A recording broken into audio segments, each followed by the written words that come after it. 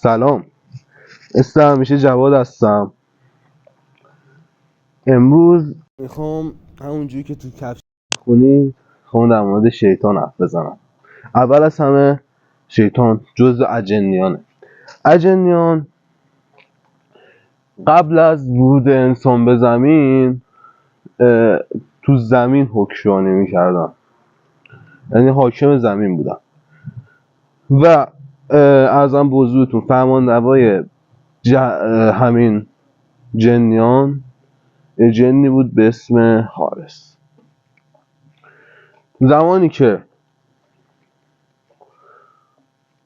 فرشتگان به دستور خدا میان به زمین حمله میکنن و اجنیان رو میخواستن بیرون کنن و بفرستنشون بالا تا زمین واسه یه ورود انسان خالی از اجنه باشه، میان خیلی از اجنیان رو میکشن، خیلی هاشون هم اسیر میکنن. حارس یکی از اونا بودن. حالا میبرنش بالا. حارس با فرشتگان خون میگیره و بنده خدا میشه. انقدر عبادت میکنه که لقب عزازیل بهش داده میشه. عزازیل، عزیز خدا. وقتی که این کار میکنه حس غرور داشته. همه فرشتگان نمیدونم اونو چیشی بهش میگن، رهبر خودشون میدونستن یه جورایی. این میاد چیکار میکنه؟ این میاد عبادتشو ادامه میده تا موقعی که خدا میاد میگه که من یه چیزی رو میخوام از گل بیافرینم. حالا دیگه دستانش خودتون میدونید، شیطان سجده میکنه، فلان میشه، فساد میشه، اون گاز میزنه، این فلان میکنه، همه میان زمین. حالا یه چیزی که اینجا پیش میاد، شیطان تو ادیان، تو همه ادیان خیلی قدرت داره. اونو به باهوشی و زیرکی و حریص بودن میشناسن.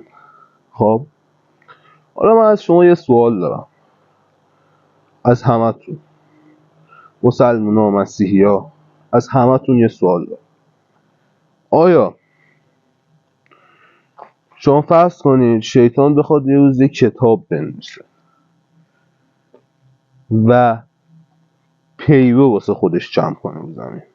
خب اون میاد تو کتابه میگه که سلام، من شیطانم و میخوام بفرستمتون جهنم، تو آتیش بسوزونم.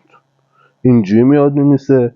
یا میاد با لحن خوب میگه که سلام، من خدا هستم، این راه رسالته، این راه رستگاریه، این کار نباید بکنید، این کار باید بکنید. یا اینجوری میگه؟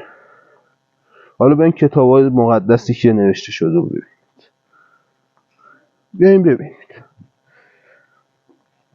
چقدر این حرف میتونه درست باشه که شیطان اومده وسوسه کرده، دسیسه کرده و کتابی رو ساخته که خودشو تو اون خدا جا زده و تمام کارهای بد رو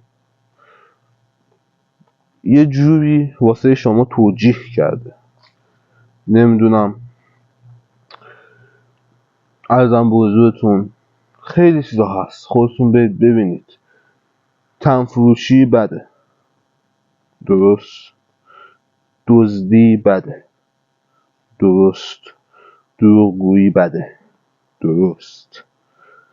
خودتون همه اینا رو میدونید، ولی اومده اینا رو تو اون کتاب واسه خودش، واسه شما توجیه کرده که اون کار انجام بدید.